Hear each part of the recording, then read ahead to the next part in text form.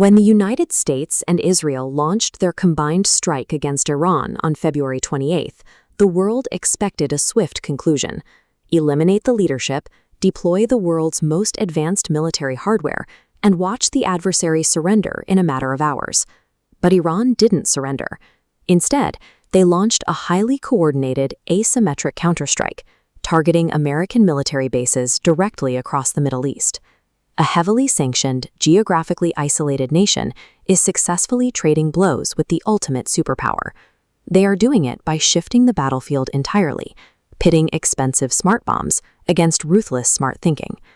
The core of this strategy is simple economics. Iran is manufacturing massive quantities of these Shahed kamikaze drones, unmanned, explosive-laden aircraft designed to crash into their targets, for barely $20,000. To shoot down one of those $20,000 drones, the United States is firing Patriot or THAAD interceptor missiles. THAAD stands for Terminal High Altitude Area Defense, and a single one of these advanced interceptors costs between $1 and $15 million to launch. This animated split-screen chart illustrates the sheer unsustainability of the exchange.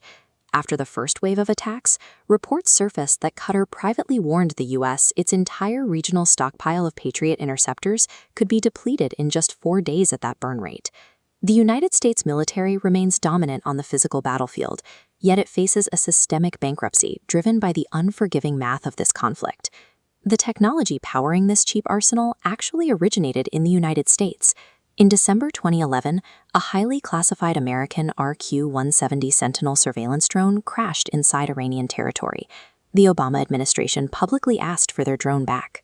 Iran refused, kept the wreckage, and meticulously reverse-engineered the classified technology. That heist directly birthed the Shahed 136. It is highly effective and incredibly cheap to mass produce.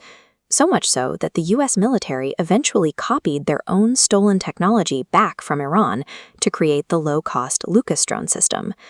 Iran maximizes these cheap weapons through a tactic called volley firing. Instead of sending one missile, they launch a massive, mixed swarm of cheap drones and fake radar decoys simultaneously. This creates chaos. Multi-million-dollar defense nets, like Israel's Iron Dome, are tricked into wasting their highly expensive interceptors on completely disposable targets. By forcing advanced AI tracking and defense shields to focus entirely on cheap decoys, Iran strips away the advantages of a technologically sophisticated opponent. The strategy extends to low-tech deception on the ground. Iran successfully tricked multi-million-dollar Israeli fighter jets into bombing two-dimensional paintings of airplanes drawn directly onto their tarmac. While the opponent wastes millions bombing paint, those cheap drone swarms are purposefully deployed to physically blind the enemy by destroying high-value, early-warning radar installations. This illustrates the fate of the U.S. Space Force's AN/FPS-132 radar. Strikes destroyed the billion-dollar installation in minutes. Once the eyes are down, the Fateh 2 hypersonic missile launches. Traveling at Mach 15, it radically alters trajectory mid-flight, making it impossible to intercept. The cheap drones aren't the primary weapon. They serve a specific tactical role, to burn through interceptors and expose a vulnerability for the hypersonic strike to exploit. Iran did not build this capability overnight. Following brutal losses to Scud missiles during the Iran-Iraq War, they began constructing an elaborate underground network of missile cities back in 1984. Hidden deep within those kilometers of tunnels sits their ultimate reserve weapon, the fourth-generation Khorramshahr-4 ballistic missile.